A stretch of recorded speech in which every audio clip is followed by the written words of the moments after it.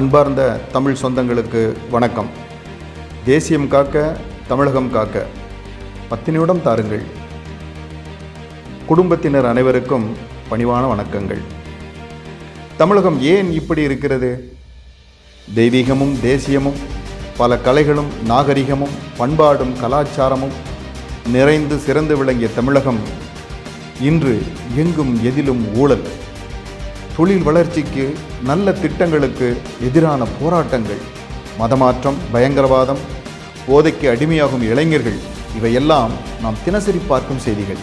இந்த மோசமான நிலை மாற வேண்டும் என்பது நமது சிந்தனை, நமது ஆசை. மாற்றம் கொண்டு வருவோம். தமிழகம் முன்னேறிட தொடர்ந்து கேளுங்கள். நான், எனது குடும்பம், குழந்தைகள் என வாழ்வது போதுமா? ஓட்டு வங்கி அரசியலுக்காக நம்மை பலர் ஏமாற்றி வருகிறார்கள் என்பதை நாம் தெரிந்திருக்கிறோமா? மதம் மாற்றம் மூலம் நம் மீது தொடுக்கப்பட்டுள்ள தாக்குதலின் ஆபத்தை நாம் உணர்ந்துள்ளோமா? பயங்கரவாத தாக்குதலுக்கு இந்துக்கள் மட்டும் பலியாவது ஏன் என்று நாம் சிந்தித்ததுண்டா? தமிழ் மொழிக்கு குரல் கொடுப்பதாக கூறுபவர்கள் உண்மையில் தமிழை வளர்க்கின்றார்களா அல்லது தமிழை வைத்து வயிறை வளர்க்கின்றார்களா? தேசத்திற்கு எதிராக, தேசிய ஒருமைப்பாட்டிற்கு எதிராக கோஷமிடுபவர்களின் பின்னணியை பற்றி நாம் யோசித்திருப்போமா? நமது குடும்ப அமைப்பு முறை, கலாச்சாரம் போன்றவை டிவி நிகழ்ச்சிகளால் சீரழிக்கப்படுகிறதே, கவனித்தீர்களா? நமது ஆலயங்கள் இன்று வியாபார நிறுவனங்களாக மாறி வரவை பார்த்து கவலைப்படுகிறீர்களா? இதற்கு என்னதான் தீர்வு? தமிழின் அருமை.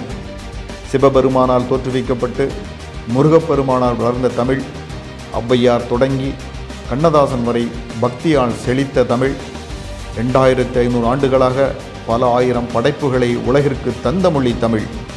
பல ஆக்கிரமிப்பு படையெடுப்புகள் நடந்த போதிலும் அழியாத செம்மொழி தமிழ்.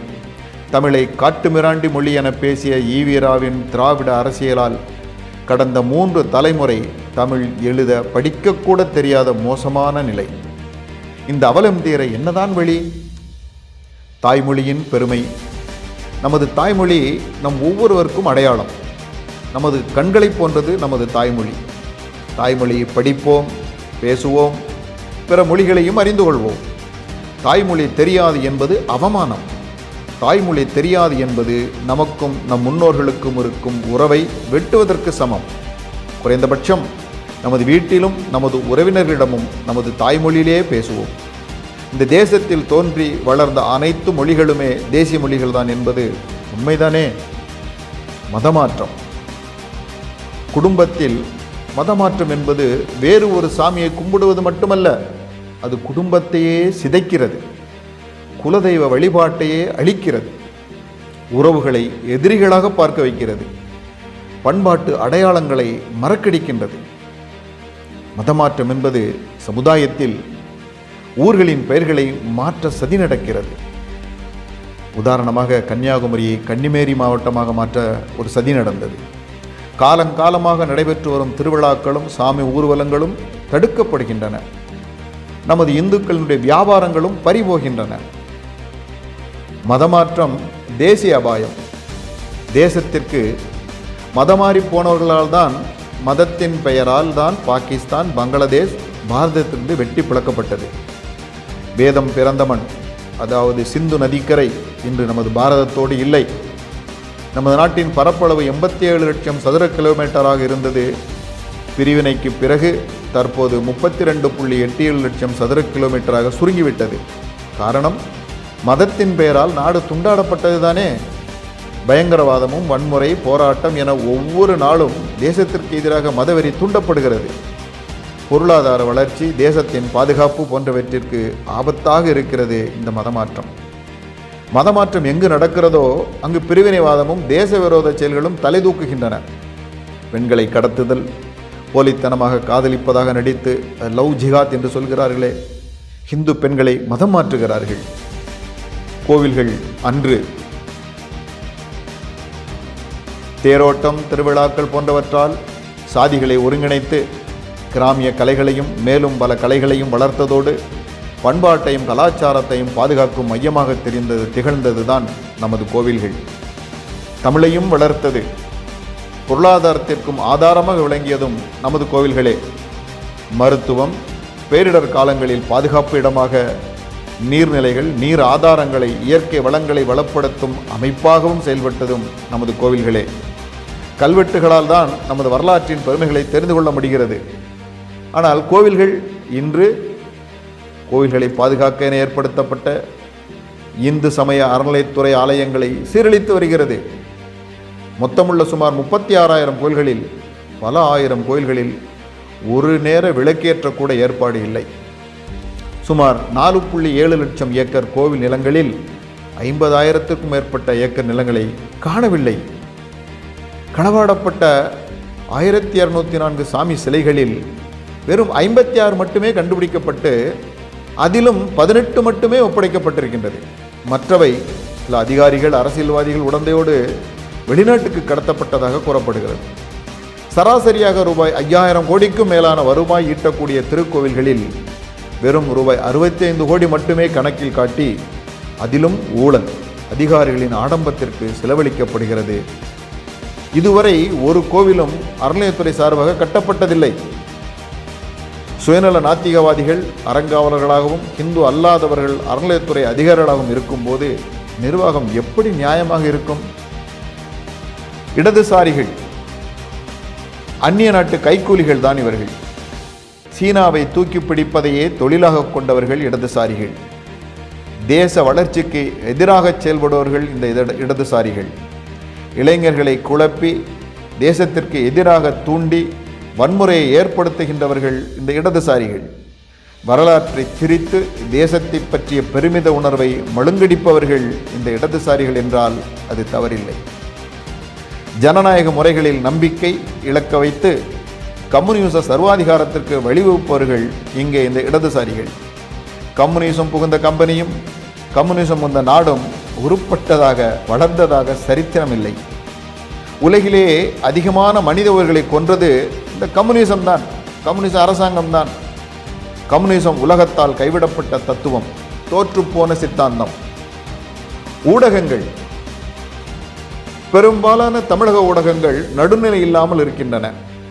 ஹிந்து விரோத செய்திகளுக்கு அதிக முக்கியத்துவம் கொடுக்கின்றன. டிவி சீரியல்கள் பெண்களை வக்கிரமாக சித்தரிக்கின்றன.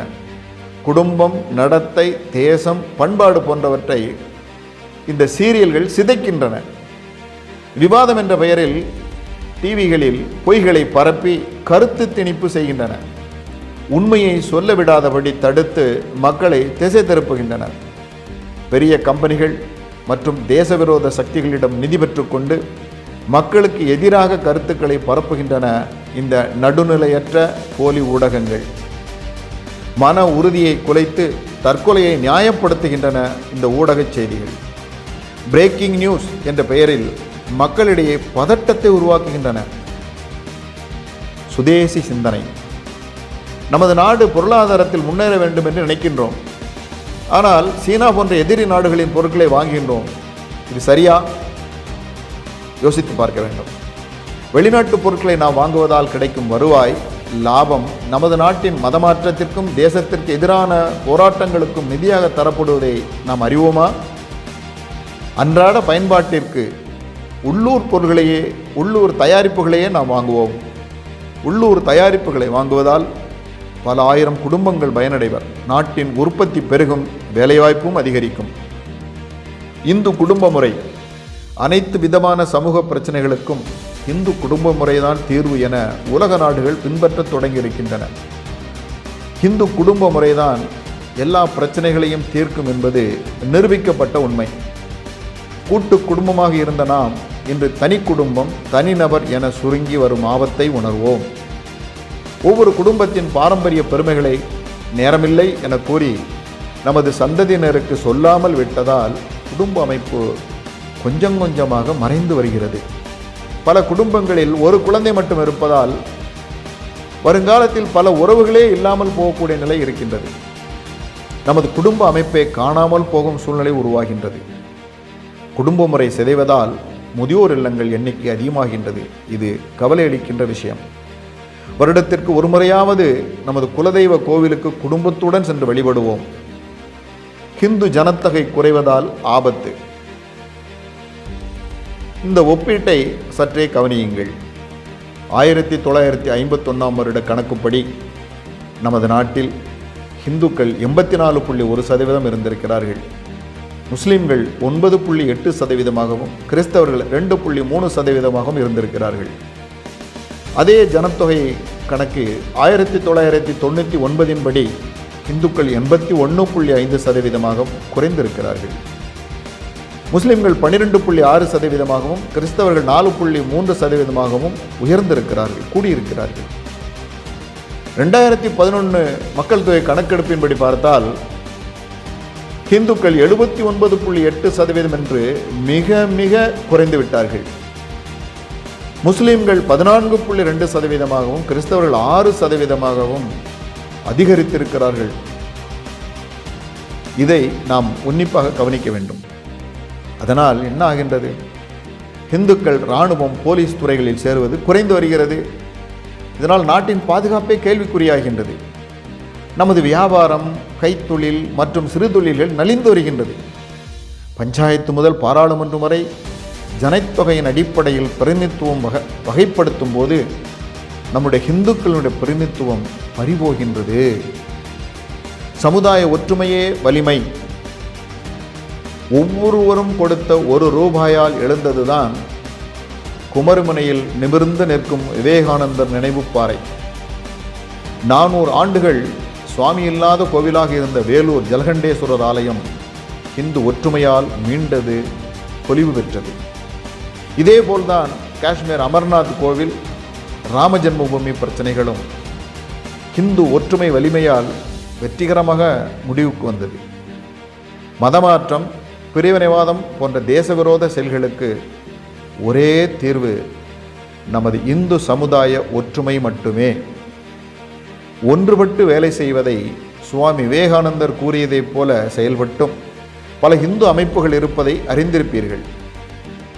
அவற்றில் இணைந்து செயல்படுவது சமுதாயம் வலிமை பெற உதவும். அதாவது நம்முடைய இந்து பெருமக்கள் தமிழகத்திலே செயல்பட்டு வந்து கொண்டிருக்கக்கூடிய இந்து அமைப்புகளில் இணைந்து செயல்பட்டு வருவது நம்முடைய இந்து சமுதாயம் வலிமை பெற உதவும். பாரதியினுடைய கூற்றுப்படி ஒன்றுபட்டால் உண்டு வாழ்வு, நம்மில் ஒற்றுமை நீங்கில் அனைவருக்கும் தாழ்வே. நன்றிது தேர்ந்தெடல் வேண்டும், இந்த ஞானம் வந்தால் பின் நமக்கெது வேண்டும் என்ற பாரதியின் கருத்துமிக்க இந்த வார்த்தை இந்த நேரத்திலே நம் கவனத்திலே கொள்ள வேண்டியது. எனவே நாம் என்ன செய்ய வேண்டும்? அன்பார்ந்த தமிழ் சொந்தங்களே, குழந்தைகளுக்கு நமது பாரம்பரியம், இந்து சமய பெருமைகளை சொல்லிக் கொடுத்து வளர்ப்போம். நமது உறவினர்களிடமும் நமது பகுதிகளிலும் மதமாற்றத்தை தடுத்து பாதுகாப்போம். உள்ளூர் தயாரிப்புகளையே வாங்குவோம், பிறரையும் வாங்கிடச் செய்வோம். பிரிவினைவாத, பயங்கரவாத சக்திகளை முறியடிக்க தைரியமாக குரல் கொடுப்போம். தேசிய ஆன்மீக பெரியோர்களின் பிறந்த நாளை நமது பகுதிகளில் உற்சாகமாக கொண்டாடுவோம்.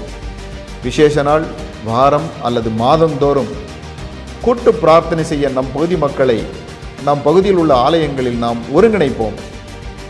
இந்துக்களுக்கு, தேசத்திற்கு ஆபத்து ஏற்படும் போது நாம் ஒவ்வொருவரும் பொருள் கொடுத்து தீர்வு காணுவோம். இந்துக்களை அவமதிக்கும் அரசியல் கட்சிகளுக்கு புரியும் பாஷையில் இந்துக்களுக்காக செயல்படுவர்களுக்கே வாக்களிப்போம்.